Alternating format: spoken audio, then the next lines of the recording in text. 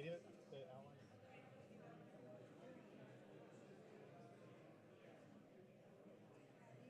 Oh, I know.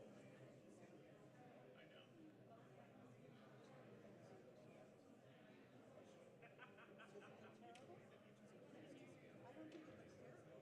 I mean, you see his face.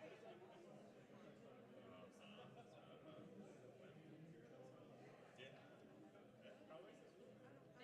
Of course.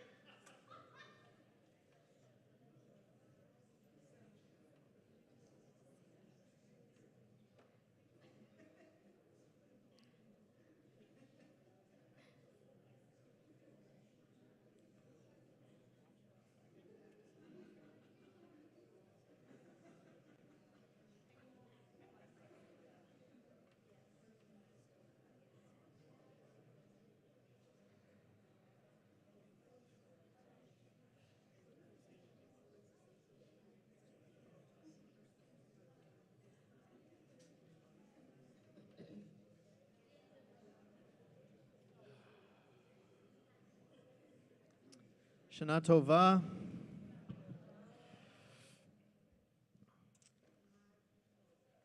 Gamar Tov, yes.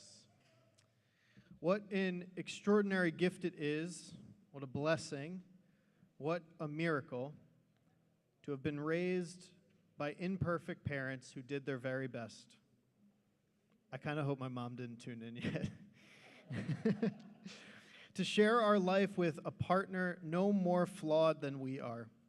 To count as a friend one who understands and accepts us most of the time. How brave, how hard it is to be good enough in our ties to one another. To give even when we're exhausted, to love faithfully, to receive with grace the love imperfectly offered to us. Can this night set us free from the tyranny of expectations? Can this night release us from fantasies impossible to fulfill? We resolve this night to embrace the practice of forgiveness, to forgive others who fail to be all we hoped they would be, to forgive ourselves when we fall short of what others hoped we would be. We declare this night that we will cherish goodness wherever it is found and open ourselves to the gifts that are before us. We continue with Return Again.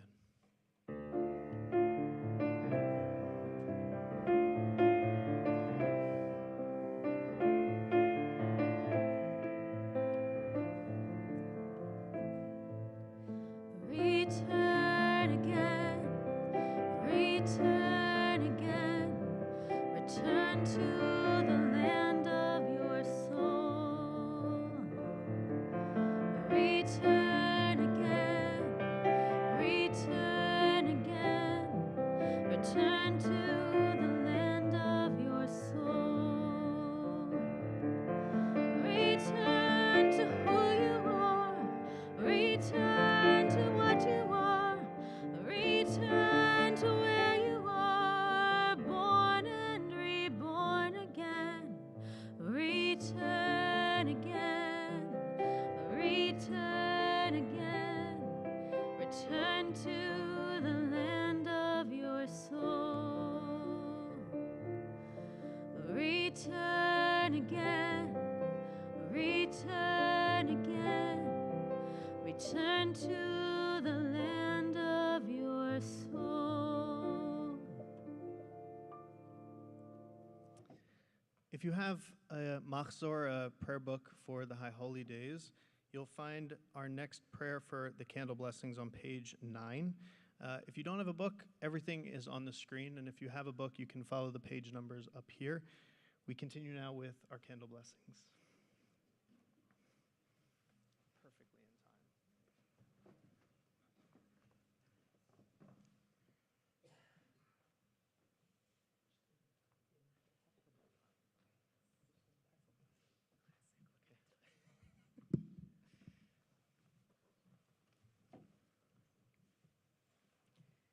The human spirit is the lamp of God, searching out what lies within us.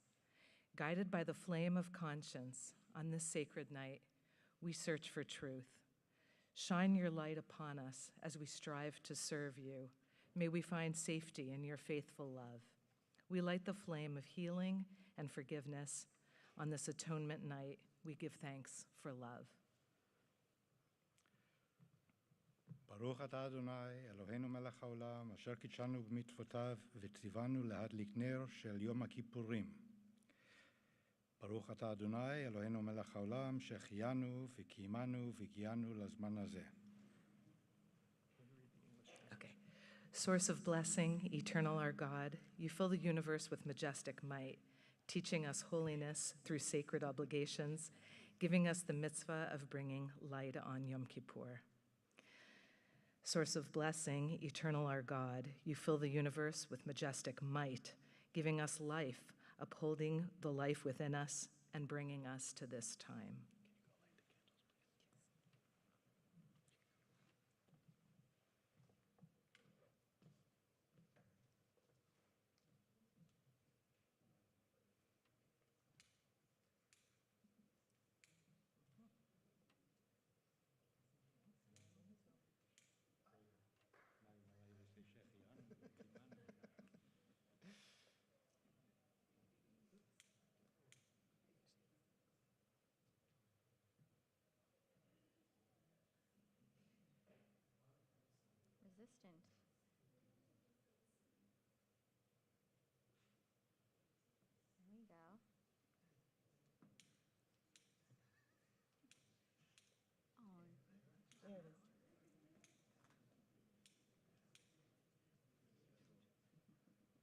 Yasher Koach.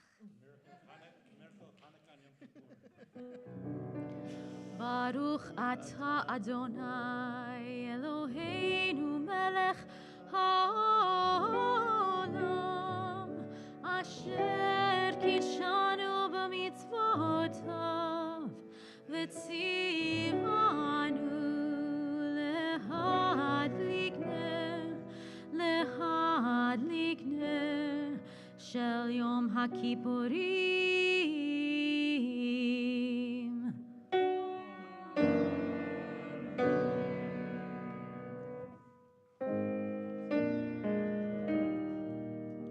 Baruch Ata Adonai Eloheinu Melech HaOlam Shehechianu V'kiyamanu V'higianu Lazman Hazeh.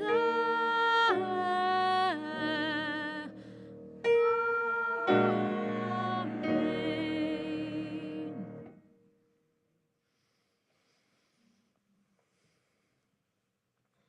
Yom Kippur, the Jewish people's festival of the soul, and Kol Nidre, its sacred portal. A night of deep emotions, a night, as the psalmist wrote, to rejoice with trembling. We rejoice at the sound of Kol Nidre, rhythmic words of release from vows, oaths, and promises to God we fail to keep. We tremble at the melody, music of spiritual amazement. It fills us with awe as we stand before God and Torah. We rejoice that we stand together, strengthened by community in this hour of shared weakness and humility. We tremble, for tonight we confess our flaws, admit our imperfection, and acknowledge a power far beyond our understanding. We rejoice that we commit ourselves to great endeavors because we feel so deeply and think so nobly. We tremble, for we find that our ideals are far greater than our ability. Our promises surpass our might. We rejoice in the freedom that is Kol Nidre's true gift, the freedom to begin a new year without fear of failure, to aspire to be God's image in the world. We tremble because we are mortal. We rejoice in our gratitude for life. We rejoice with trembling and enter Kol Nidre to face our humanity. Now I'd like to invite us all to rise and our past presidents to the bima.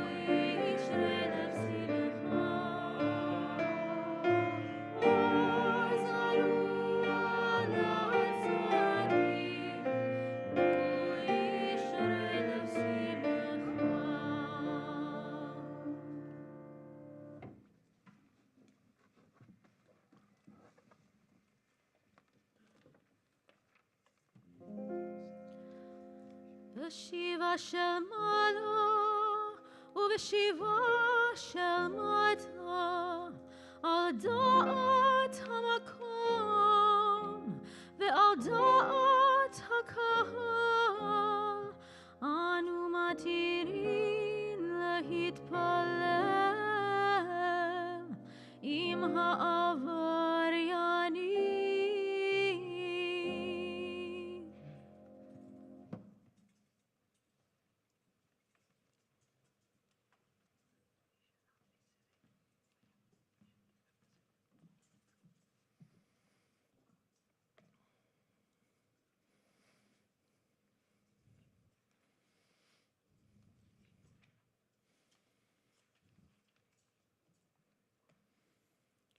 With one voice, assembled sages past and present declare, all may pray as one on this night of repentance.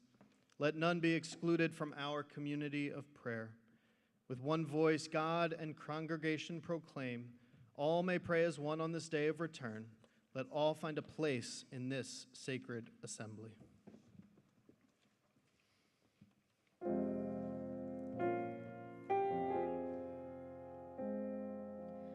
Kol Nidre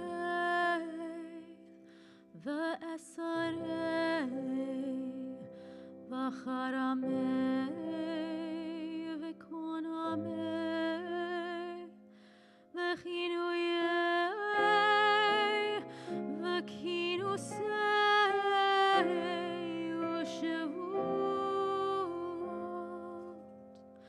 din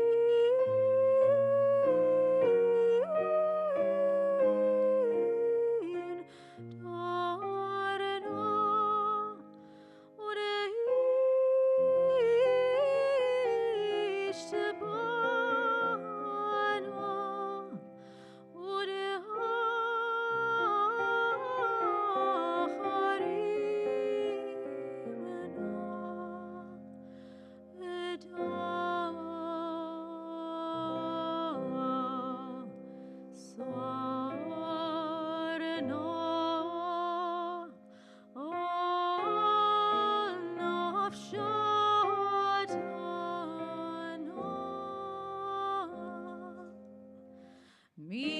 Miyom Kippurim zeh ad Yom Kippurim haba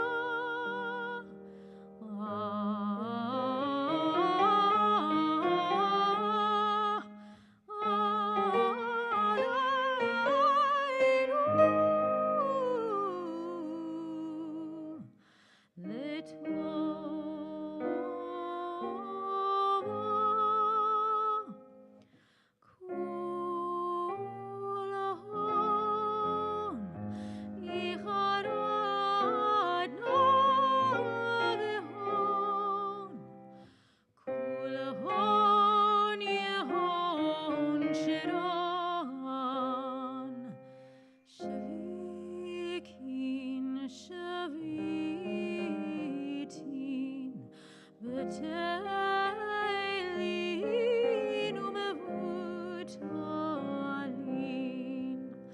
lo shirin v'lo kayamin nidrana la nidre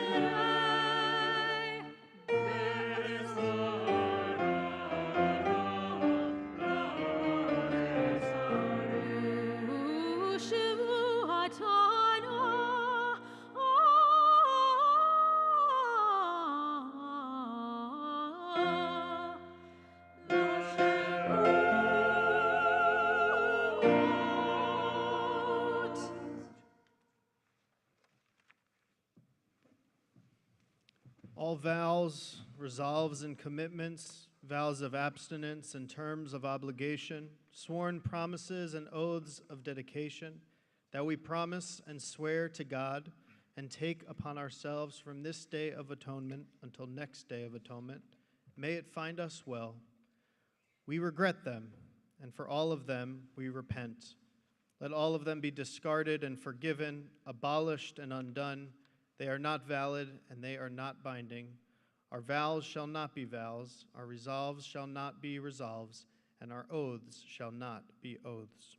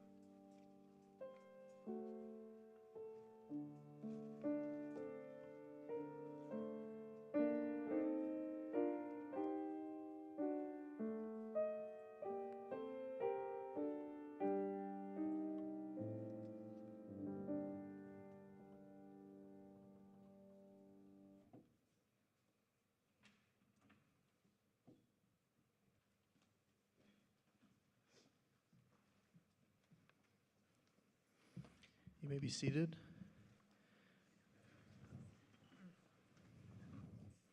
Briefly. Rest your legs. Baruch's coming up soon.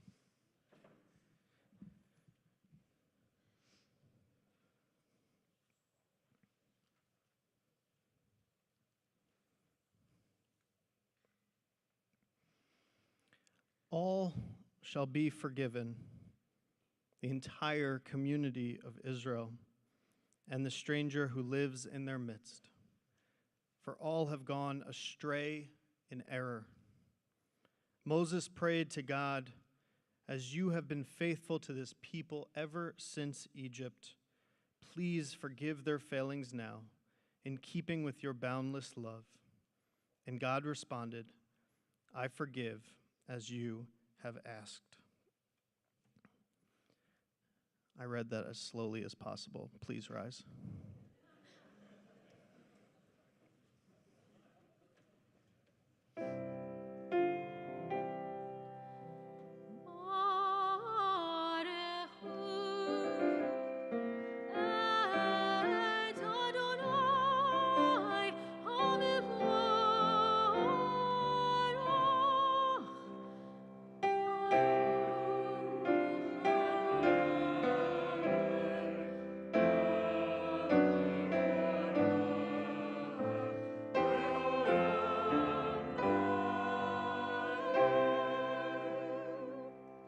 Please be seated.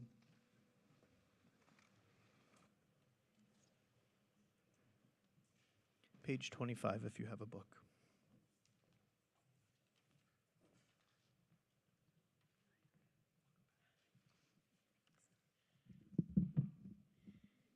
Day and night are yours, creative spirit of the universe. The muted colors of twilight, the radiance of dawn. Yours are the spreading wings of light, the deepening shadows of darkness, and ever-changing drama. In the human heart, too, the struggle between darkness and light unfolds. From sunlit heights of generosity, the human heart sinks to the gloomy depths of selfishness. Although we fall, you give us the strength to rise again. You call on those who hurt through word or deed to break free from wrongdoing and return to you. All who hear your call to goodness are embraced. All who reject emptiness and evil find acceptance from you. We come into your presence this night of Kol Nidre, aware that our shortcomings and weaknesses are many, yet encouraged by your promise of forgiveness, we choose freely the path of repentance, restoring wholeness to our lives and holiness to the world. Baruch Adonai Elohim Ha'amar Riv Aravim. Blessed are you, Adonai, creator of twilight and dusk.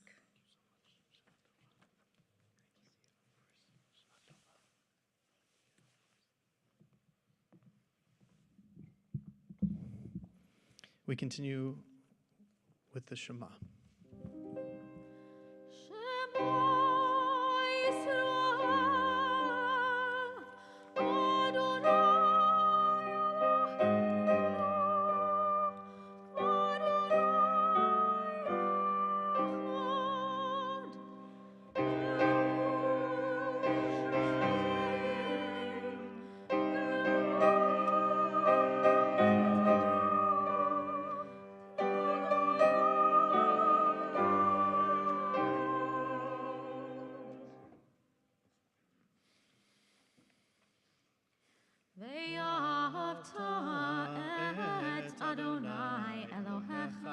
בכל לבבך ובכל נפשך ובכל מאודיך, והיו הדברים האלה אשר אנוכי מצווך היום על לבבך, ושיננתם לבניך, ודיברת בעם בשבתך בביתך ובלכתך בדרך ובשוכבך ובקומך, וקשרתם לאות על ידך, והיו לטוטפות בין עיניך, וכתבתם על מזוזות ביתך ובישעריך, למען תזכרו ועשיתם את כל מצוותי, והייתם קדושים לאלוהיכם.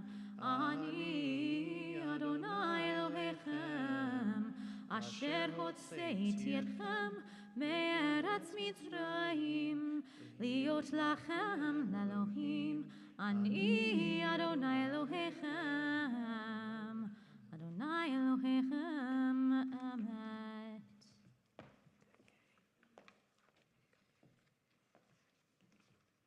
Emet ve'emunah, truth and faithfulness in the night.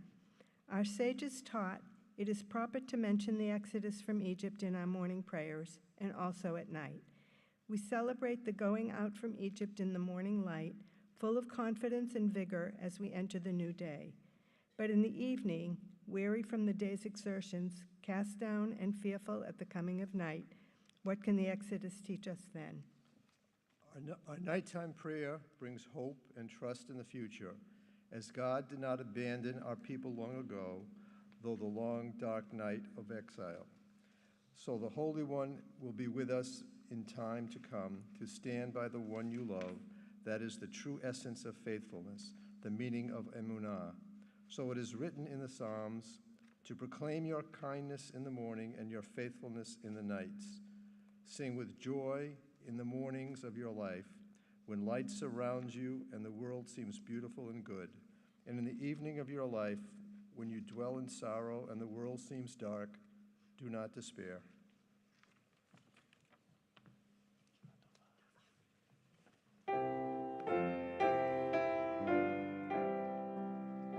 מי כמוך באלים אדוני, מי כמוך נדר בקודש, נורות תהילות וספלה, מלכותך ראו בניך, חוקי הים לפני משה ומרים.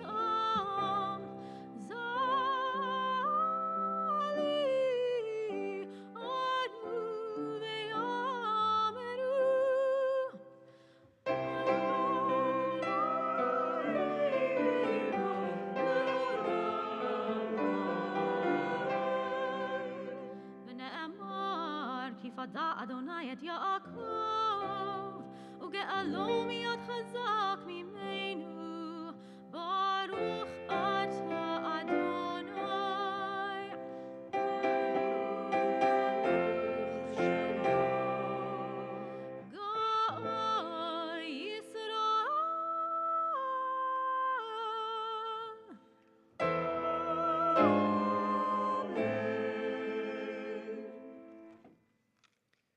rise for the Amidah.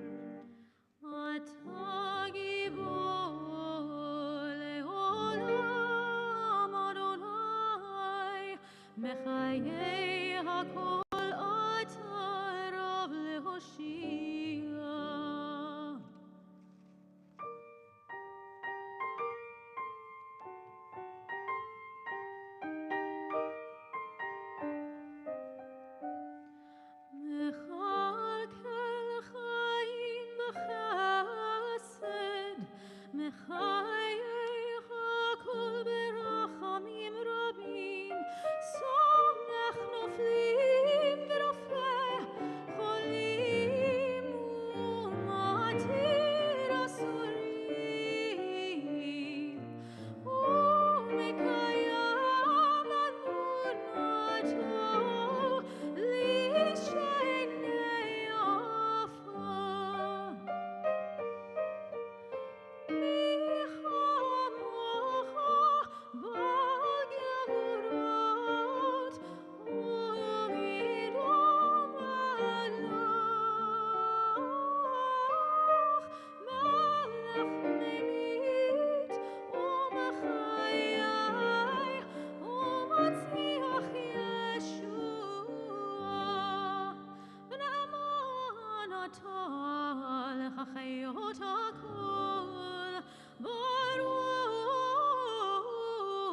Adonai Mechayei HaKol.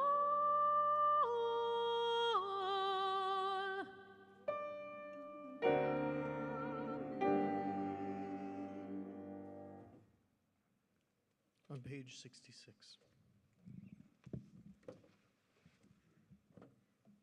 Our God and God of our forebears, pardon our failings on this day of atonement. Erase our misdeeds, see beyond our defiance.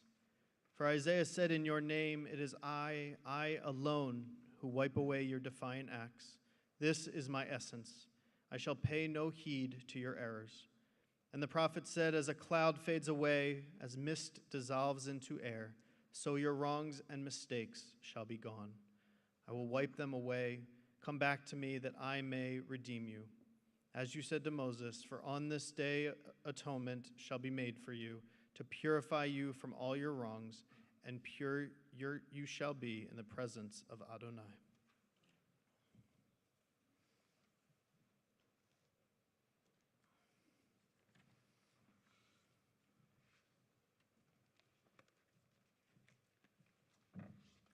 Prayer of the heart.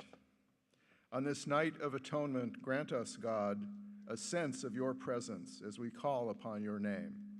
Speak your hopeful message to each yearning heart and answer the worthy petitions of each searching soul. Purify and strengthen our noble strivings and cleanse us of all our unworthy desires. Join us together in fellowship and in love, and grant us the joy which comes from enriching other lives. Help us to be loyal to the heritage we share. Draw us near to Torah in wisdom and in faith. Strengthen our devotion to our people everywhere.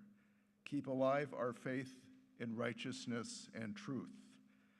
Bless us with hopes to uplift our daily lives, and keep steadfast our courage and our resolve at all times. On this night of atonement, help us, God, to be worthy of your presence as we call upon your name.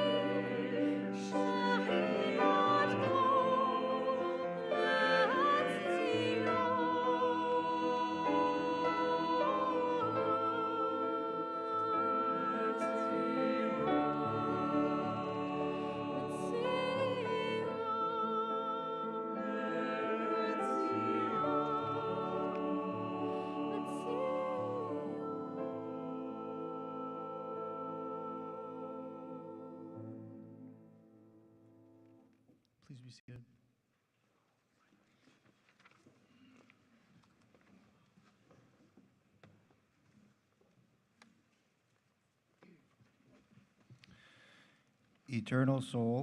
Eternal source and soul of peace, send your peace into the midst of Israel, your people. Let it heal our rifts and soothe the bitterness of intolerance. Let it overcome distrust, isolation, and rivalry. May your peace flow in every stream of Judaism, and may it inspire solidarity, uniting us as one people. Let peace grow and increase, and let it shape the lives of all human beings. Let there be nothing but peace, no hatred or jealousy, no victories that bring suffering and loss to people and nations. Only love and peace, strong, profound, and true. We yearn for love that knits us together. We yearn for the wisdom of community, shared knowledge, empathy, and trust. May the words that we speak and the meditations of our hearts open pathways of truth and understanding.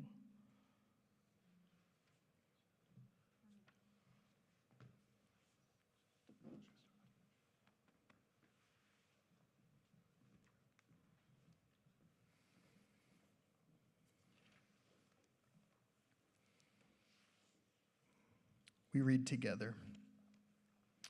My God, keep my tongue from doing harm and my lips from lies and deceit. Before those who wrong me with words, may silence be my practice. Before all human beings, let humility be my stance. Open my heart to your Torah, that I may follow its sacred path of duty. Shatter at once the malicious plans of those who would do me harm. Act for the sake of your name. Act for the sake of your shielding hand. Act for the sake of your holiness. Act for the sake of your Torah. For the sake of those who love you, their rescue and safety, let your shielding hand be the answer to my prayer. We continue now with our prayer of healing this evening. And we take just a moment to close our eyes and bring our loved ones into our hearts that need a prayer of healing of mind or body or spirit this Yom Kippur.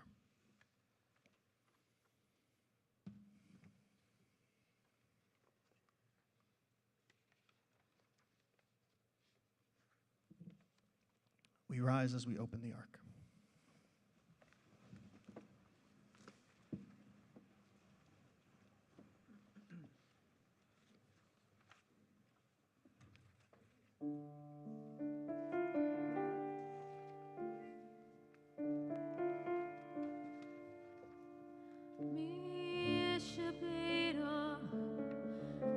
Avotenu, Avraham, Yitzhak, v'Yaakov.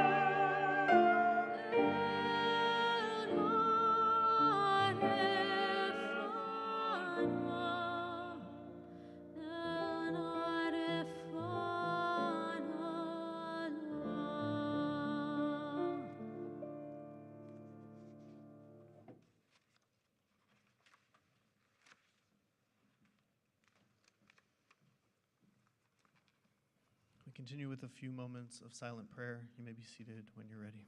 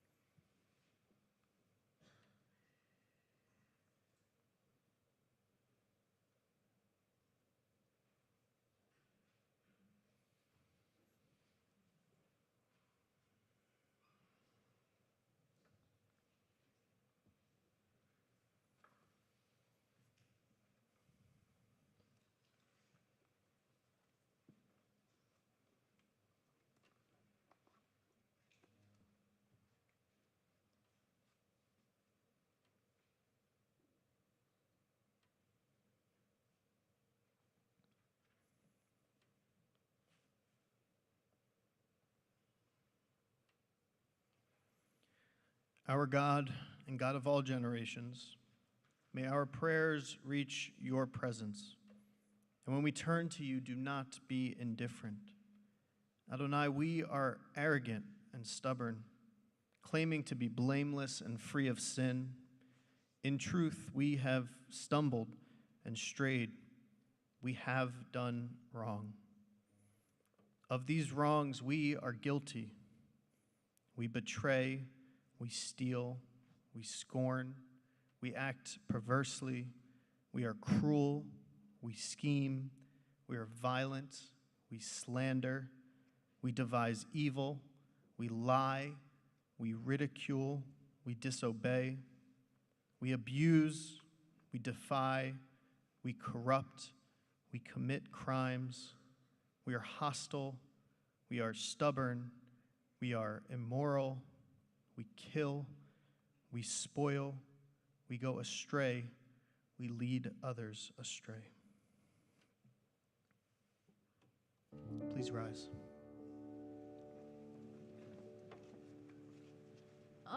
Ashamanu,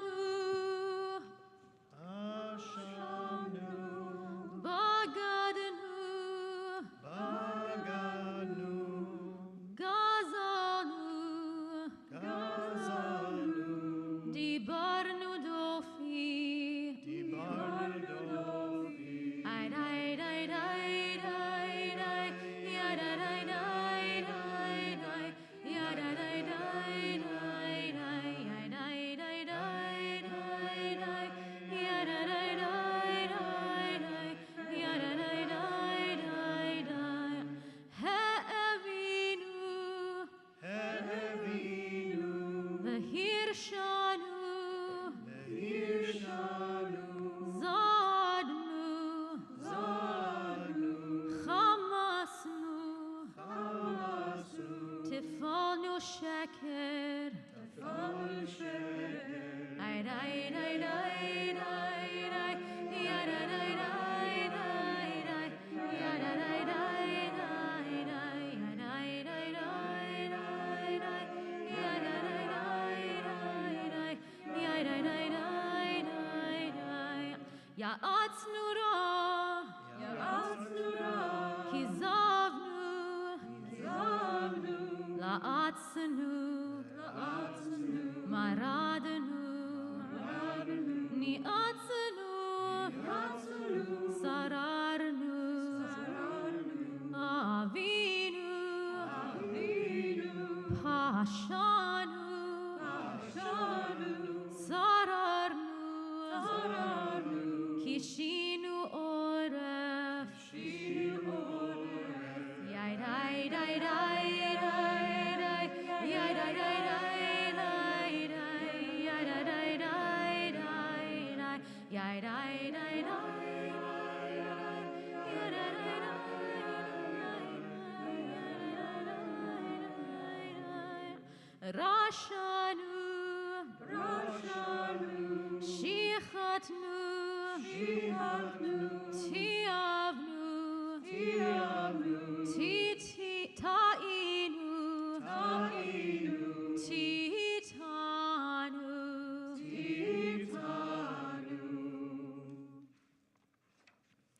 On page 86, we read responsively.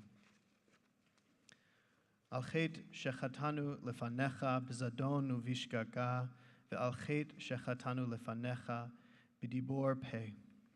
The ways we have wronged you deliberately and by mistake, and harm we have caused in your world through the words of our mouths. על חטא שחטאנו לפניך באימוץ הלב, ועל חטא שחטאנו לפניך בטיפשות פה. The ways we have wronged you by hardening our hearts, and harm we have caused in your world through careless speech. על חטא שחטאנו לפניך בכחש ובכזב, ועל חטא שחטאנו לפניך ברכילות. The ways we have wronged you through lies and deceit, and harm we have caused in your world through gossip and rumor. על חטא שחטאנו לפניך בפלילות, ועל חטא שחטאנו לפניך בזלזול הורים ומורים. The ways we have wronged you by judging others unfairly, and harm we have caused in your world through disrespect to parents and teachers. על חטא שחטאנו לפניך בווידוי פה, ועל חטא שחטאנו לפניך בהונאת רעה. The ways we have wronged you through insincere apologies, and harm we have caused in your world by mistreating a friend or neighbor. על חטא שחטאנו לפניך בחוזק יד, ועל חטא שחטאנו לפניך במשא ובמתן. The ways we have wronged you through violence and abuse, and harm we have caused in your world through dishonesty in business. ועל כולם אלוה סליחות, סלח לנו, מחל לנו, כפר לנו. For all of these failures of judgment and will, God of forgiveness, forgive us, pardon us, lead us to atonement.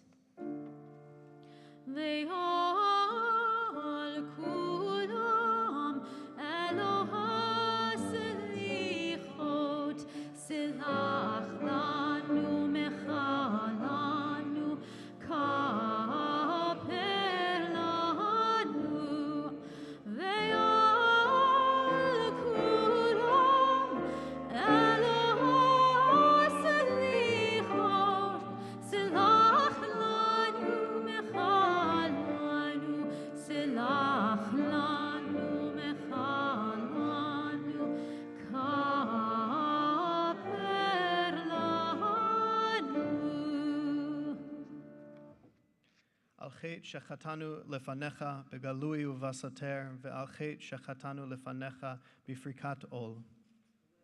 The ways we have wronged you openly and secretly, and harm we have caused in your world by losing self-control. על חטא שחטאנו לפניך בגילוי עריות, ועל חטא שחטאנו לפניך במאכל ובמשתה. The ways we have wronged you through sexual immorality, and harm we have caused in your world through consumption of food and drink. על חטא שחטאנו לפניך ביצר הרע, ועל חטא שחטאנו לפניך בנחשך ובמרבית. The ways we have wronged you by giving in to our hostile impulses, and harm we have caused in your world through greed and exploitation. על חטא שחטאנו לפניך בלצון, ועל חטא שחטאנו לפניך בנטיית גרון. The ways we have wronged you through cynicism and scorn, and harm we have caused in your world through arrogant behavior. על חטא שחטאנו לפניך בשנאת חינם, ועל חטא שחטאנו לפניך בטומאת שפתיים. The ways we have wronged you by hating without cause, and harm we have caused in your world through offensive speech. על חטא שחטאנו לפניך בלשון הרע, ועל חטא שחטאנו לפניך בצרות עין. The ways we have wronged you with a slanderous tongue, and harm we have caused in your world through a selfish or petty spirit. ועל כולם אלוה סליחות, סלח לנו, מחל לנו, כפר לנו. For all these failures of judgment and will, God of forgiveness, forgive us, pardon us, lead us to atonement.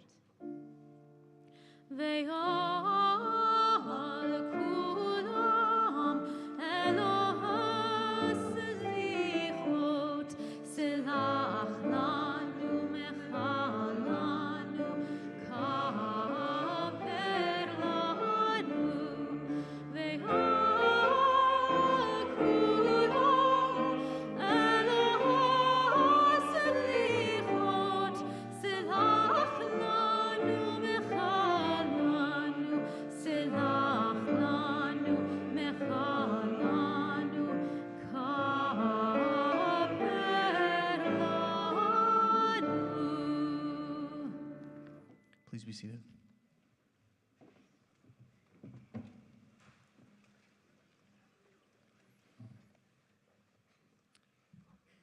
Hear our call, Adonai our God. Show us compassion. Accept our prayer with love and goodwill. Take us back, Adonai. Let us come back to you. Renew our days as in the past. Hear our words, Adonai. Understand our unspoken thoughts. May the speech of our mouth and our heart's quiet prayer be acceptable to you, Adonai, our rock and our Redeemer. Do not cast us away from your presence or cut us off from your Holy Spirit. Do not cast us away when we are old, as our strength diminishes. Do not forsake us. Do not forsake us, Adonai. Do not be far from us, our God. With hope, Adonai, we await you. Surely you, Adonai, you will answer.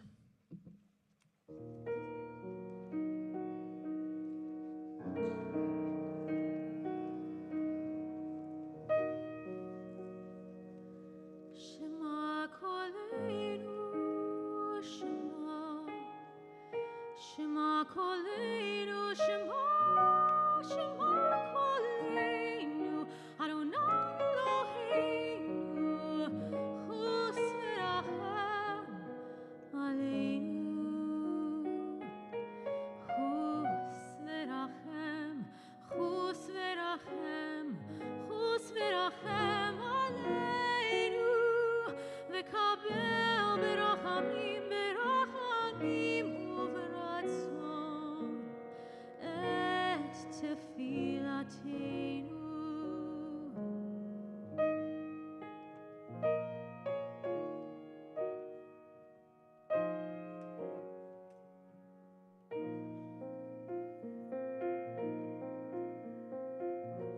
Hashivenu, Hashivenu, Hashivenu Adonai elecha.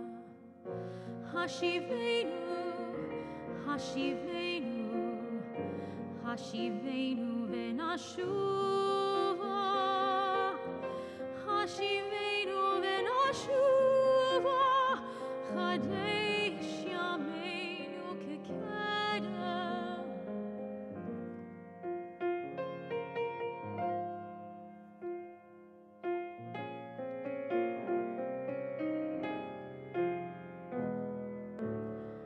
Al tashlichenu milfanecha, veruach kodshecha al tikach mimenu. Al tashlichenu, veruach kodshecha al tikach mimenu. Al tashlichenu le'et zikna. Al tashlichenu le'et zikna. Al tashlichenu le'et zikna. Ki chot kohenu al ta'azvenu. Shema koleinu, Shema. Shema Koleinu, Shema, Shema Koleinu, Adonai Eloheinu, Chus v'rachem aleinu, Chus v'rachem, Chus v'rachem, Chus v'rachem aleinu.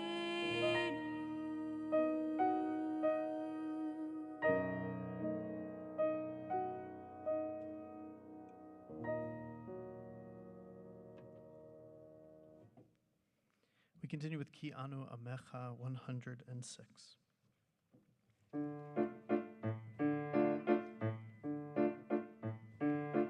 Ki anu amecha ve'ata Eloheinu, anu vanecha ve'ata avinu, anu avadecha ve'ata Adoneinu, anu kehalecha ve'ata chelkeinu,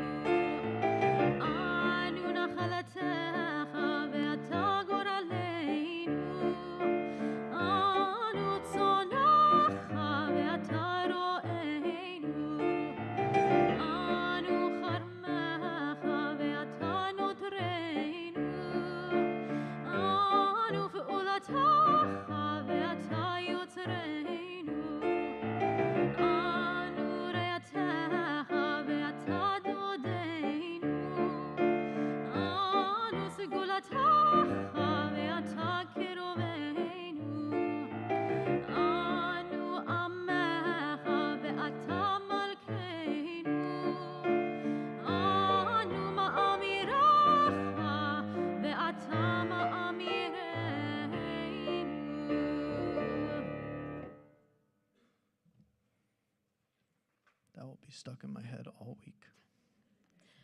We'll sing it more. Don't worry. It's the best.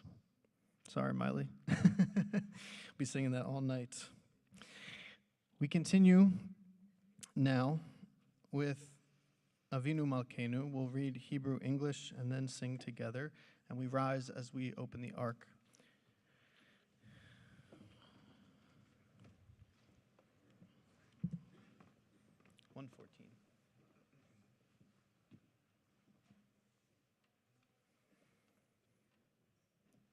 Avinu Malkeinu Shema Kolenu.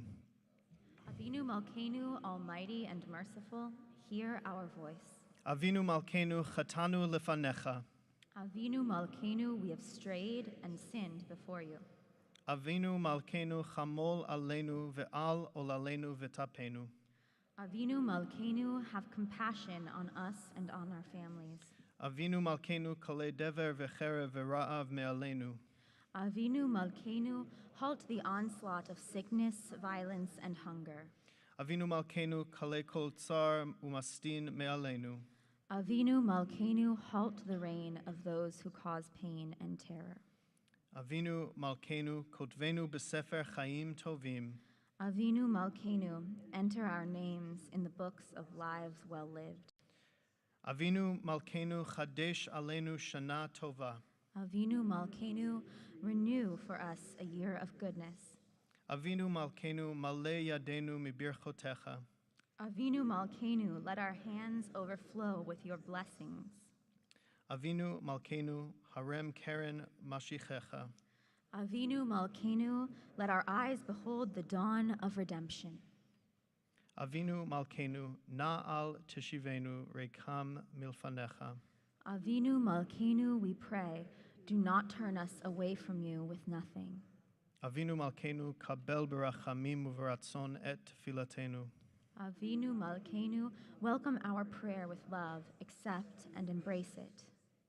Avinu Malkeinu Aseh Imanu Lema'an Shmecha. Avinu Malkeinu, act toward us as befits your name. Avinu Malkeinu Aseh Lema'ancha Imlo Lema'anenu. Avinu Malkeinu, act for your sake, if not for ours. Avinu Malkeinu Ein Lanu Melech Ele Ata. Avinu Malkeinu, you alone are our sovereign. Avinu Malkeinu Patach She'arei Shamayim L'Tefilatenu. Avinu Malkeinu, let the gates of heaven be open to our prayer. Avinu Malkeinu Shema Kolenu Chus Verachem Alenu. Avinu Malkeinu, hear our voice. Treat us with tender compassion. Avinu Malkeinu Chonenu Va'anenu Ki Ein Banu Ma'asim. Aseh Imanu Tzedaka V'Chesed V'Hoshienu. Avinu Malkeinu, almighty and merciful, answer us with grace, for our deeds are wanting. Save us through acts of justice and love.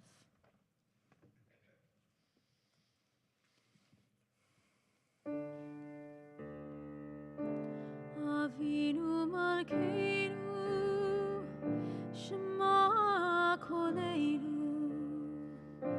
Avinu Malkeinu, Chatanu Lefanecha. Avinu Malkeinu, Chamol Aleinu, Ve'al Aleinu, V'tapenu.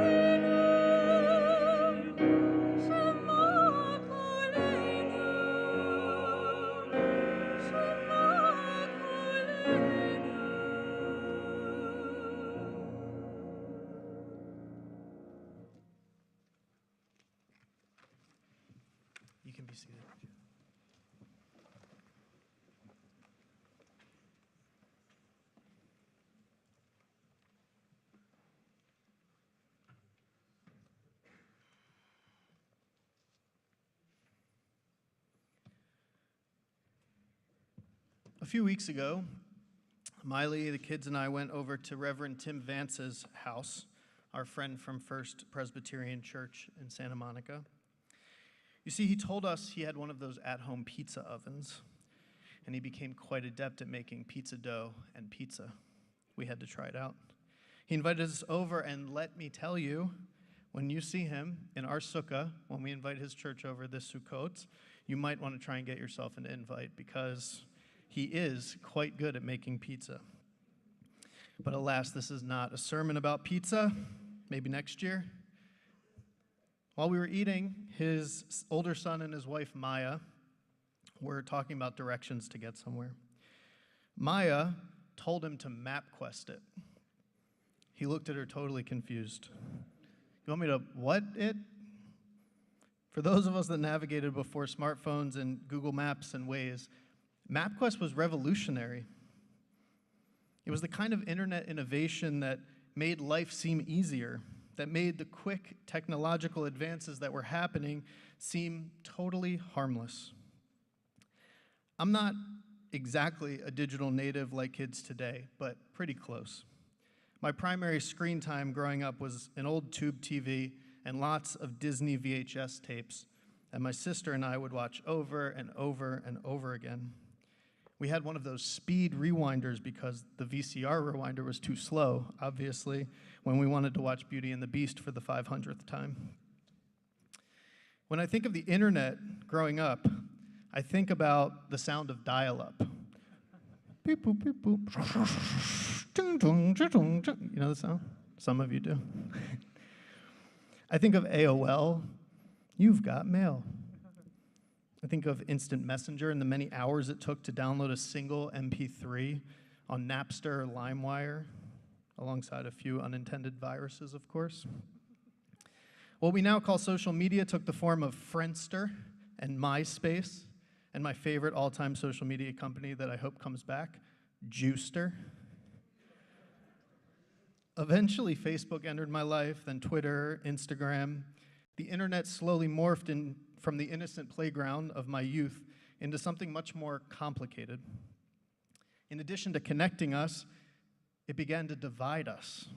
In addition to giving us access to an unprecedented amount of information, it began to be used to manipulate that information to confirm our biases and plant seeds of untruth.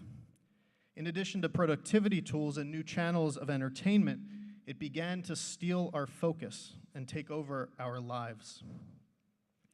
One of the most prescient movies of the past few decades was 2008's WALL-E, the love story of two cute little robots. It came to us just a year after the iPhone debuted and projected human life in the year 2805. For a little context, in 2008, Facebook was 4 years old. Twitter was 2 years old. Instagram and TikTok did not exist. The world that Pixar Studios birthed WALL-E in was a very different place than the world we live in today. The disconnect between then and now was driven home in one of the opening scenes of WALL-E, where the little robot watches Hello Dolly on an iPod video. I giggled at the animators who were creating a hellscape of Earth in the year 2805 thought iPods would still be around. Instead, 15 years later, kids don't even know what iPods are, and smartphones have taken over our lives. If you haven't seen WALL-E, the premise is that humanity was evacuated to space after Earth became uninhabitable. The plan was to leave trash-compacting robots, like WALL-E, to clean up the planet for humans to return in 5 years. But 700 years later, the plan has failed and humanity still lives in space. When I first watched WALL-E, I was not tuned into the social commentary throughout the film at all. But on a recent rewatch, I was astounded by how much the film felt like a sharp critique of where we've landed just 15 years later. Film critic Alyssa Wilkinson writes that the film paints a pretty stunning picture of the deleterious effects of letting two things continue unchecked: a society's insatiable need to consume cheap products, entertainment, food, resources, and private industries drive for profit when it overtakes public good. When we first see the humans aboard the Axiom ship, it's called, we see two people floating in chairs gliding through the ship, staring at screens right in front of their faces. And even though they're floating right next to each other, they're conversing through the screens in front of them. They can barely stand or walk or sit up. They are just blobs staring at screens all day, every day. This extreme representation of human life in a dystopian future seems a little on the nose, honestly. In many ways, the exaggerated depiction of WALL-E is a mirror for us and where we've landed in 2023. Not only have we grown an insatiable need to consume cheap food and products and content, but much of what we consume is engineered to addict us and have us craving more. We might not yet be blobs floating in outer space, but there are billionaires building rockets to take us to space to escape our planet's impending climate catastrophe. And many of us do stare at screens all day, working and playing and reading and doom scrolling, consuming without end. In 1986, researchers at USC and the Open University of Catalonia found that if you added up all the information being blasted at the average human being through TV, radio, and reading, it amounted to 85-page newspapers worth of information every day. In 1986. By the time the iPhone debuted in 2007, they found it had risen to the equivalent of 174 newspapers per day. Assuredly, that number has gone up significantly in the last 16 years, since the average person now touches, clicks, and swipes through their phone 2,600 times a day. As Johann Hari writes in his phenomenal book, Stolen Focus, we told ourselves we could have a massive expansion in the amount of information we are exposed to and the speed at which it hits us with no costs. This is a delusion. In an interview with Soon Lehman, the professor explains what we are sacrificing is depths in all sorts of dimensions. Depth takes time, and depth takes reflection. If you have to keep up with everything and send emails all the time, there's no time to reach depth. It's pulling us more and more up to the surface. But it's not just depth that we sacrifice, it's our actual smarts. Hewlett-Packard commissioned a study to understand the effects of distraction on their workers. They first tested their IQ undistracted, and then again when they were distracted by just a phone call or email. Johann Hari reports that this study found that technological distraction, just getting emails and calls, caused a drop in the worker's IQ by an average of 10 points. To give you a sense of how much 10 IQ points is, it's the equivalent of not having slept the night before and taking a test.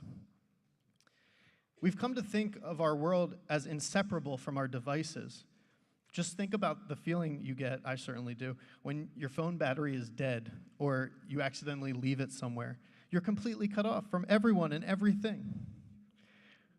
But as author Douglas Rushkoff writes in his latest book, Team Human, our most advanced technologies are not actually enhancing our connectivity, but thwarting it. They're replacing and devaluing our humanity, and in many different ways, undermining our respect for one another and ourselves. And sadly, this has been by design. Judaism offers many approaches to the problems faced by the onslaught of information and attack on our attention. Rabbi Lawrence Kushner, a wonderful Northern California rabbi and author, writes that the story of Moses at the burning bush is actually a tale of attention. The story, he writes, is customarily offered as a miracle that God performed to get Moses' attention. But look more closely at the process of combustion. How long would you have to watch wood burn before you would know whether or not it was actually being consumed? Even dry kindling wood is not burned up for several minutes. This then would mean that Moses would have had to watch the amazing sight closely for several minutes before he could possibly know there was even a miracle to watch. The burning bush was not a miracle. It was a test. God wanted to find out if Moses was capable of paying attention to something for more than a few minutes. There is another world, Rabbi Kushner writes, hidden right here within this one, whenever we pay attention. As I read Stolen Focus, which you should urgently read, I couldn't recommend it more, I realized I was living life through a blurry lens of distraction. I let my phone addiction stand between me and the thing I built my life around, connection, and most importantly, connection with my kids. Right in front of me was my world, everything I cared about, but I couldn't see it because I had a little digital vortex in my hand. Rabbi Kushner drives home this inability to see the inability to see the world in front of us, to see beyond our screens, with the story of Jacob's ladder from Genesis. After Jacob's majestic dream of angels climbing up and down the ladder, he wakes and says, "Wow, God was in this place, and I did not know." Rabbi Kushner notes that Rashi, our great medieval commentator, who focused on the literal words of the Torah, what they actually meant, that Rashi teaches us to do again what we haven't done since we were small children, to pay close attention to the obvious. What Jacob means when he says God is in this place and he did not know is so obvious it's almost comical. If he had known that God would have been there, he wouldn't have gone to sleep in such a holy place. How many of us need such a simple reminder? If I had known my phone would interrupt family dinners and worsen my work-life balance, if I had known the dopamine hits of instant gratification from likes and 2-day shipping would undermine my discipline, if I had known Facebook was intentionally addicting me and spreading lies for profit, if I had known Google had researchers finding ways to make me spend more hours in email, if I had known my daily screen time would far eclipse my daily time being present with my beautiful, fast-growing kids, if I had known that online shopping would condition me to need more and more and more and clutter my home with unnecessary things, if I had known that the digital age would make community and genuine human connection feel increasingly elusive. If we had known, maybe we would have acted differently. But we do know. One of the powerful parts of Jacob's dream is he woke up with perspective. He woke up with understanding. He woke up with intention. The Hebrew word for intention is kavanah. In our tradition, it's generally understood as focused, intentional thinking for the purpose of prayer. The 12th century Egyptian sage Maimonides explained that prayer cannot be said unless the davener, the person praying, has the proper intention. In fact, if you say prayer without the proper intention, you have to say it again. You have to repeat it. Maimonides gives some examples of distractions that keep us from this proper intention. Anyone who is confused, anyone who comes in from a journey, anyone who is tired, anyone who is irritated. It sounds like me coming home after a long day. And I'm sure we could list many more examples that keep us from being present. But ultimately, the idea of kavanah, of having intention, can be expanded to help us find balance in a digital world that is not slowing down. When you have family time, what rules do you have in place for your phone? When you're sitting at the dinner table or after you get in bed, how often do you check your phone? When you're watching TV, are you watching TV or are you looking at your phone with the TV on in the background? When you have free time, are you enriching your life and practicing self-care or staring at screens and doom scrolling? At the beginning of the prophetic text of Haggai, he preaches to those who have returned to Jerusalem in the 6th century BCE after the temple was destroyed, but continue to live amidst the ruin, failing to begin building their next chapter. He tells them, Simu levavchem al darchechem. Consider how you've been faring. Pay attention to your ways, or more literally, put your heart, your lev, on your path, on your derech. He tells them, you've sowed much, but brought in little. You eat without being satisfied. You drink without getting your fill. You clothe yourselves, but no one gets warm. And he who earns it for a leaky purse. That last one really hits home. It feels like Haggai would have been a great prophet aboard the Axiom ship in Wall-E, pleading with these human blobs to pay attention, to simu lev, to look at each other instead of their screens, to recognize that the blessing of life is connection. In a scene that really struck me on this recent rewatch, Two people who cross paths with Wally and consequently end up without screens in front of them because he breaks them, they touch hands. And the reaction in the film would have you believe that this was the first human contact for centuries.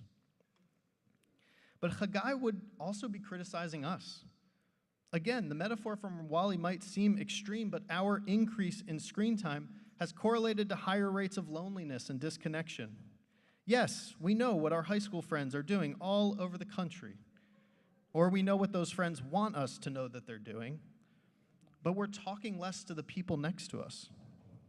We're engaging less in community. We're staring at screens instead of faces. When was the last time you noticed two strangers in public, on a train, at a coffee shop, at a park, actually interacting? When was the last time you interacted with a stranger in a meaningful way? Our technology today is not going backwards. We cannot return to a world without technology as much as some of us would like to. Author Brad Stulberg, who just published a book on accepting change, explains that most humans prefer homeostasis. That means that when we experience a change, we prefer to return to the same state we knew before the change happened, from X to Y back to X. But there's another model of change called allostasis. In allostasis, Stulberg writes, healthy systems also crave stability. We all do. But the baseline of that stability can be somewhere new. X to Y to Z. So how can we learn to accept the changes of technology in a healthy way and deal with our new reality?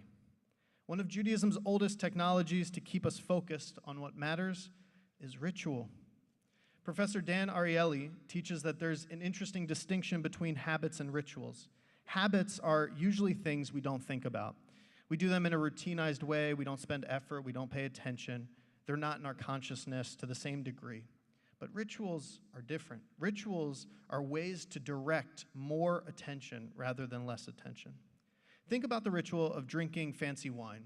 You take a glass, you swirl it, you look at it, you sip it, you smell it. It takes much more attention. If you sat next to your laptop and you drank a very nice bottle of wine from a very nice glass, but you didn't pay attention to it, you wouldn't get the same value and joy and meaning out of it. There are some things you don't want to do as habits, like parent. You want to do them as rituals because you want people to pay attention. Our phone use is a habit. We can't get in line at a grocery store or get through a meal or even go to the bathroom without checking our phones. You probably don't want to know how many times you pick up your phone a day, although your phone will tell you if you look for it. Mine is over 200. I looked it up this week, in the middle of the high holidays, still that high. I know, geez. Mostly because I think we've lost our ability to be bored, to be idle, to just sit in our thoughts for a moment. But ritual allows us time and space to be idle, to focus on what matters, to reset and recharge. And while Judaism offers many built-in rituals like Shabbat, it also offers a starting point for creativity, to create set-apart, sanctified, holy time for what matters to you. Maybe you don't want to turn your phone off for 25 hours every Shabbat, but you could turn your phone off every Friday evening and have a glass of wine with your partner. Maybe Saturday morning your family goes for a walk and you leave all your devices behind. Maybe Jewish holidays become a time for long, disconnected meals to just focus on what's right in front of us. Or maybe you create rituals that aren't connected to our heritage, things that your family just loves to do. My family loves national parks. This year we visited Yosemite and Joshua Tree and Sequoia. Being disconnected amongst the giant sequoias this summer were some of the most restorative and spiritual moments of my year. Whatever helps bring you balance and leads you away from screens, turn them into rituals and don't let them lapse. Our task during the high holidays is to heed the call of Haggai and pay attention to our ways, to put our hearts on our paths, to ask ourselves honestly, how have we been faring in the digital age, in the age of information, in the age of smartphones, in the dawn of artificial intelligence? Do we have a healthy relationship with technology, with social media? Take a look at your screen time. Are you proud of it? And I know you're with me this evening. I know you're paying attention. This is the best sermon you've ever heard. But how many times have you checked your phone during the sermon? The answer in this room is definitely not 0. Just saying. If you're anything like me, we have a lot of work to do. But know there is another world, a world of connection and beauty, a world of savoring moments and milestones, a hidden world right here within this one, whenever we pay attention, whenever we put our phones down and live in the moment, to a year of being present, a year of observing meaningful rituals, a year of quality time with the people that matter most. Gamar Chatimah Tovah.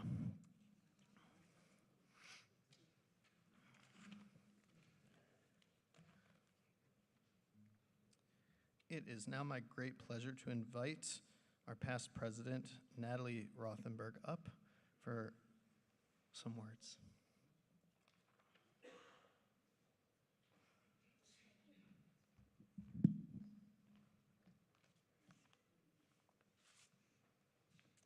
All right, let's start with a message from the trustees. We want to thank Rabbi Alex. He overestimates my height quite a bit.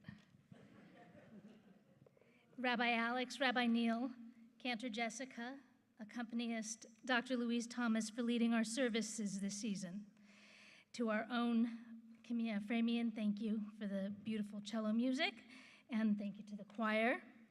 And we have a mountain of gratitude for all of the people who've put so much time into preparing these services.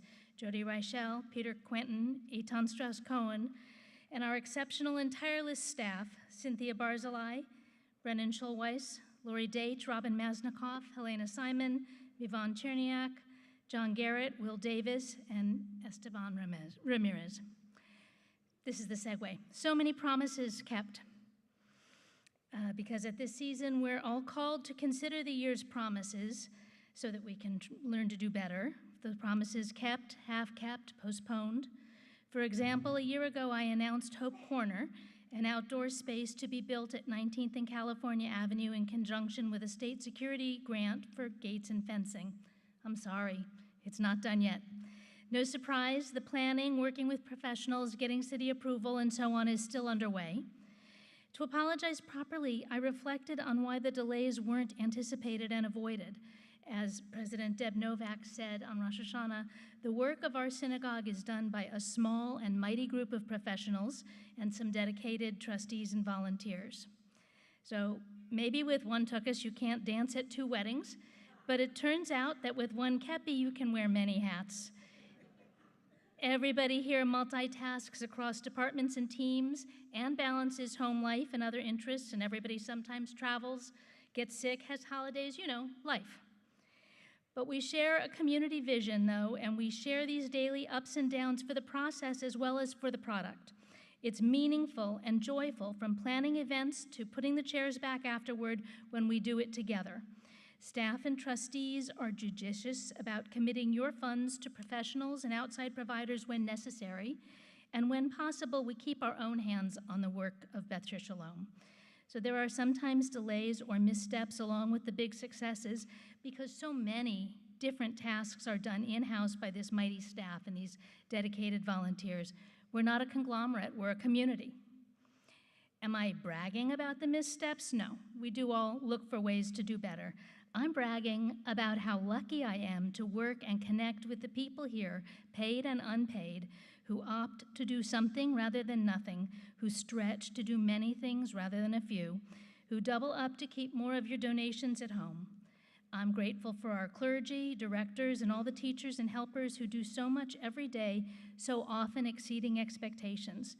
And I'm grateful that there are so many of you guests, members, and volunteers who make Beth Shir Shalom so vibrant with your support, skills, time, and just good company.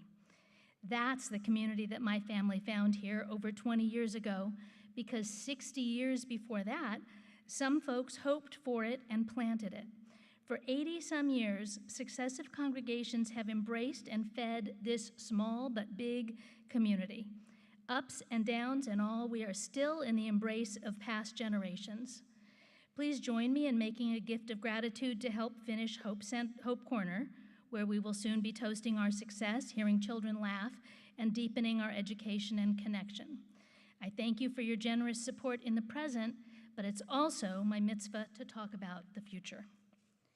Rabbi Alex, our staff leaders, and the trustees have a vision of Beth Shir Shalom secure enough to thrive without undue fundraising worries. We're fortunate to already have an endowment begun by an after-lifetime gift, and we now introduce the Acacia Grove program to meaningfully increase our endowment and all the kinds of security it can bring. Jacob planted acacia trees, the story goes, on his way down into Egypt, just because. But it was handy, because after the Exodus, those lovely, strong trees were available to build the tent of meeting where our people were sustained in the wilderness. Beth Shir Shalom's Acacia Grove is an honorary society of congregants who plant for our sustenance with after-lifetime gifts. I know it's hard to talk about after-lifetime anything of any kind. It gets complicated, it gets sad, but if we stick with it, it can get beautiful. Among the gifts of this season are that we are called both to the discomfort of considering our last days, who by water and who by fire, and also to the comfort that we have agency in the decree by way of teshuvah, tefillah, and tzedakah, repentance, prayer, and charity. My husband, Jules, and I were reluctant to start the conversation about updating our estate plan and making Beth Shir Shalom a partial beneficiary in our will. That's hard. But we had no hesitation reflecting on how much it has meant to us to raise our children and find connection in such a warm, vibrant community. For going on 25 years, this community has embraced our evolving family, and we've gladly devoted hours and dollars and heartfelt ideas to keeping Beth Shir Shalom strong and welcoming. It means a lot to us that our kids and our grandkid and everybody's kids and grandkids can always find a hug and a home here as we did. We want our kids and our community to know how much we value this kind of congregation. We want to demonstrate that we think this value should outlive us, and we're making it so with a bequest. Some of you are visiting or you're new to Beth Shir Shalom. I hope we'll continue to see you and know you for a long time, and that you will come to share this connection I feel. For many of you, it's been a long time already, maybe even very long. And like me, you have put your heart, your effort, and your financial support into Beth Shir Shalom. You've done so because for your own many and varied reasons, it has been important to you that such a place continues to thrive. I ask you to start a conversation in your heart, in your family, and when you are ready with your advisors and our giving team about extending that love for our community beyond your lifetime. Find a brochure in the lobby, and I hope we can have a conversation about it. I hope you will join me and other trustees and longtime members in the Acacia Grove. It is uncomfortable and true that we don't know how many days we have or what will make our last day our last. We don't know whether we will rest or wander on that day, whether we and those around us will feel troubled or calm. But we can take and give comfort by influencing some of what happens in the days after our last day. With our planned gifts, we can extend our values, we can deliver our loved ones a message, and we can send forward an embrace for our community. No matter the form our testamentary gifts take, no matter if they are nominal or phenomenal in size, our Acacia arrangements will give security to our synagogue, show our families and the community what means the most to us, and ensure that that meaning lives on at Beth Shir Shalom. May our memories be for blessing, of course, but may they also be for legacy. May they be embraces that start in one generation and are still felt in another, and another, and another. Like Jacob, may we plant in faith for the future, and may those who harvest our acacias find in them beauty, security, and rich, meaningful community. May we write it in the coming year, and may we be written for a year of good.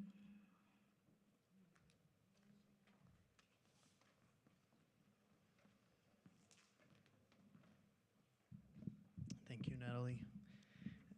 And now a few words from Rabbi Neil.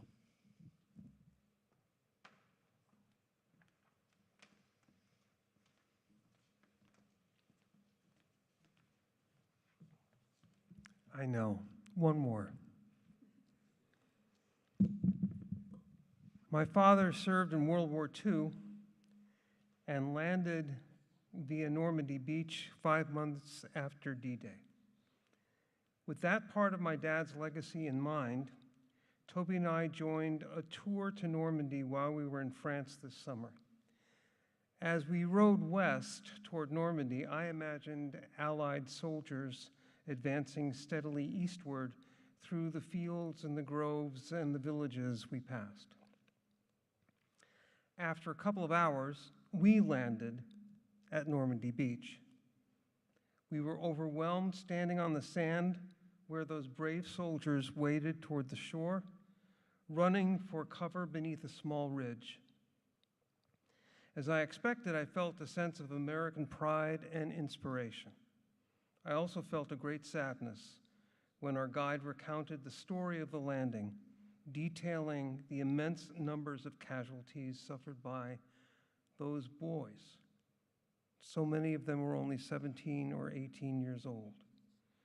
Later, when we visited the Normandy Cemetery, we saw specially trimmed trees lining the walkway. The trees were cut in somewhat of a bell shape, with the tops flattened so they could not grow to their full height, symbolizing the 4,414 lives that were cut short that day. I spent some time looking out at the English Channel, imagining the landing boats coming in and the stories behind each one of those young men. How long must one live to build a story, a legacy? Not long at all for all the mothers and the fathers of those who survived and died that day. I lived across from the Westwood Veterans Cemetery when I was at UCLA. My difficulty with veteran cemeteries is that they freeze a person's legacy into the military slice of their lives. Even if they were career service people, being a member of the military is by no means all of who they were. I know that from my own father and my father-in-law. My father didn't talk much about the war. He never wanted to go camping. I did enough of that with Uncle Sam, he would say. My dad did graduate school under the GI Bill, was a devoted husband, founded a synagogue, was able to recite prayers from the old Union prayer book by heart, loved eggs and toast in the morning and ice cream at night. He also significantly moved his moral outlook significantly to the left during the Vietnam War. I know it was hard for him. My father-in-law was in the Army as well. The Army needed more doctors during the Korean War, and in Lenny Comess's own words, the Army put me through medical school.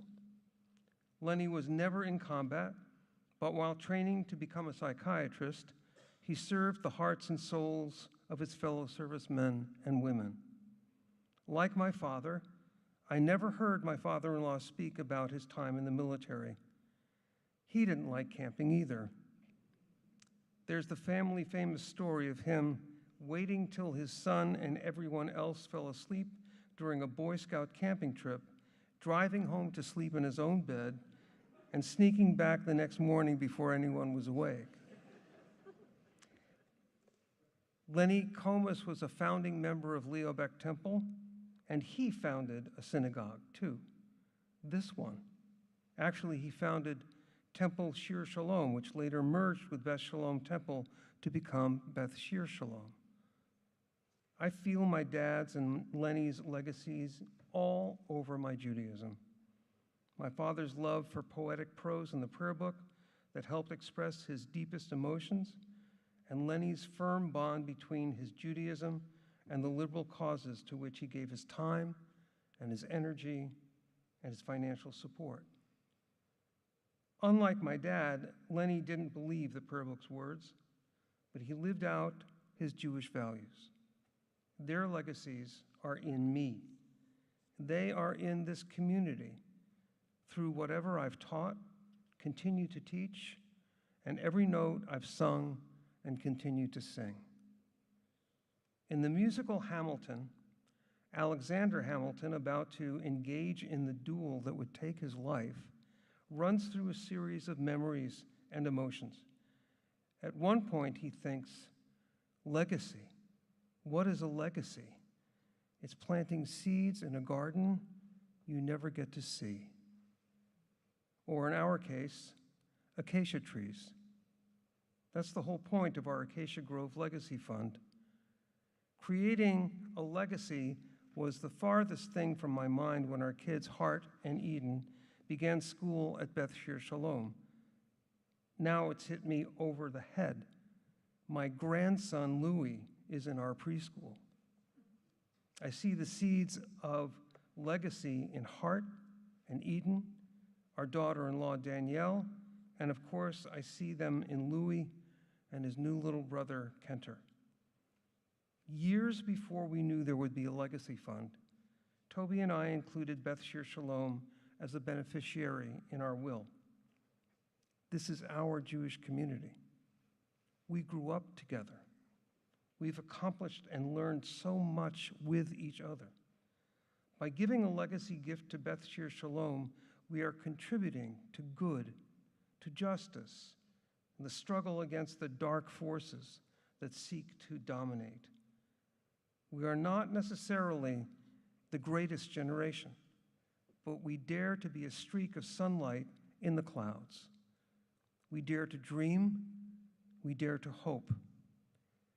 Toby and I feel it's only right to ensure this legacy continues for those we know and may never know. We take nothing from our children when we do this. We give them more. Temple Shir Shalom rented space in the basement of a church. Shortly after the merger, I walked into the shul on California Avenue and exclaimed, "This is a Jewish building." Soon, I began to meet the people who helped create that Jewish building for themselves and their families, and although they would never know, for the households coming from Temple Shir Shalom. Some even told me of their parents who were with the Beth Shalom Temple in its founding phase. And now it's time for us to plant acacia trees in a grove we may never get to see. It's time for us to welcome the people we may never know, who will bring in their legacies, their poetic words, their songs, their values, and their children's voices. Amen.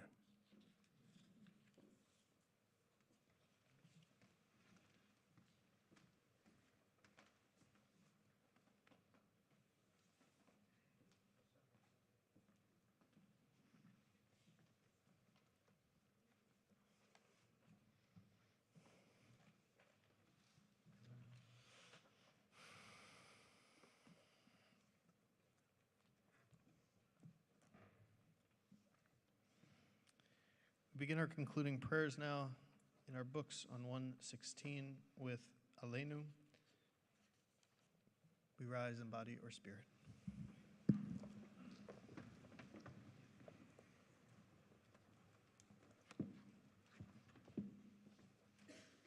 עלינו לשבח לאדון הכל, לתת גדולה ליוצר בראשית, שלא עשנו כגויי הארצות, ולא שמנו כמשפחות האדמה, שלא שם חלקנו ככם, וגורלנו ככל המונם, ואנחנו קוראים ומשתחווים ומודים לפני מלך מלכי המלכים הקדוש ברוך הוא.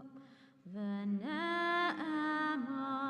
וחיה אדוני למלך על כל הארץ ביום ההוא יהיה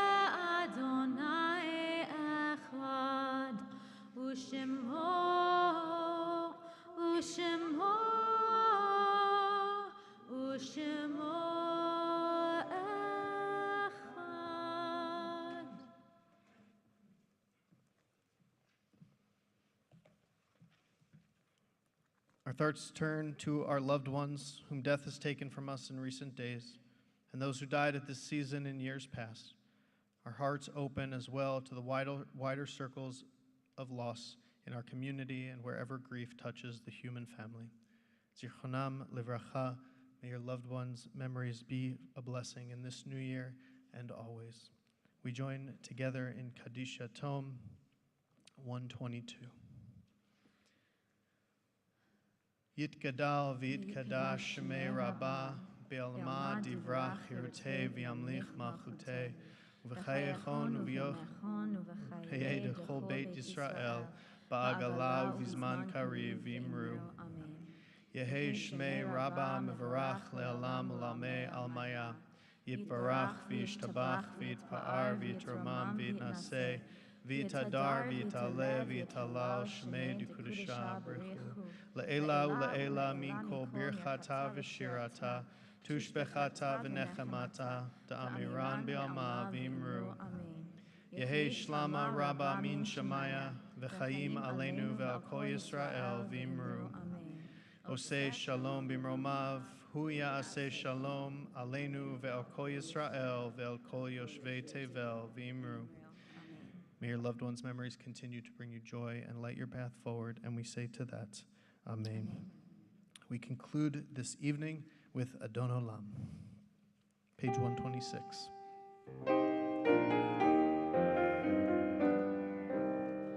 Adon Olam asher malach b'terem kol yitzir nivra le'et nasa v'chefso kol azay malach shemo nikra be'acharei kichlot hakol levad lo yimloch nora ve'hu haya ve'hu hove ve'hu yeh b'tifara ve'hu echad ve'en shini lehamshiro lehachmira ve'hi freshit ve'li tachlit ve'lo ha'oz ve'hamisra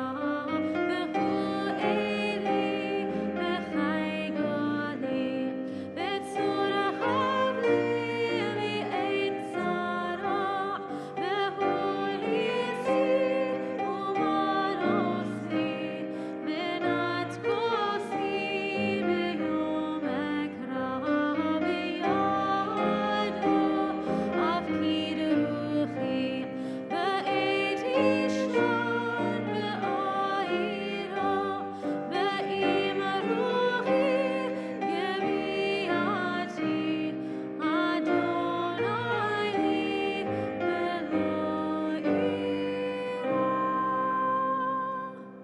Gemar Chatimah Tovah, may you have an easy and meaningful fast. We'll see you in the morning with services at 9:30.